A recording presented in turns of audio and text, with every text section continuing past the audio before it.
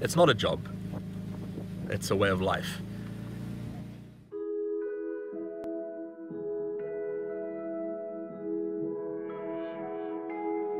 I like to imagine you are the first person to ever see this in the history of people, and that's like a mind-boggling effect.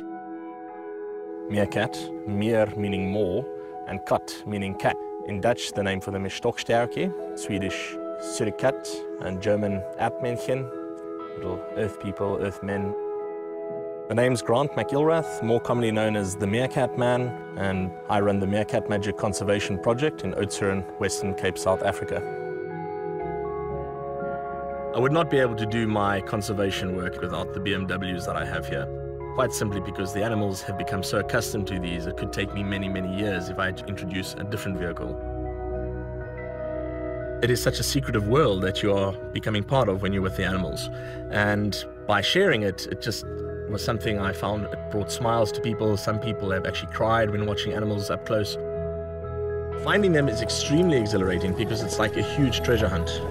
And I call it magic, basically, meerkat magic. When you see them and these animals seem to just materialize out of the ground with the dust coming out of the burrow as they're digging their way out, it's as if it's magic.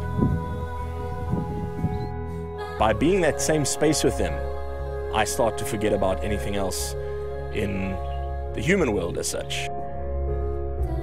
I like to say if you start to look through the eyes of wildlife, you really start to see unclouded reality. And you really do get transported into this timeless kind of atmosphere. It's almost like you're dreaming, in fact. Certainly when meerkats have seen 4x4s I've driven and other off-road vehicles, they just ran for cover immediately. So I thought, how can I go about getting them used to something that they would not otherwise get to see? So I decided to take my own private road vehicle. I think if people had to see this car where I've taken it, they would actually not believe it. And it has been through huge amounts of mud and dust, and it's still going. It's absolutely unique in the work I do in the world. There's no one else in the world driving a BMW to wild meerkats.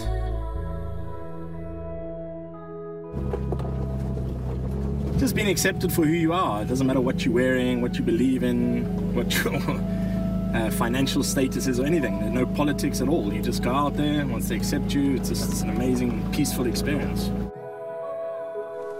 It's important to note that the nickname the Meerkat Man was given to me because I interpret the sounds that the meerkats make.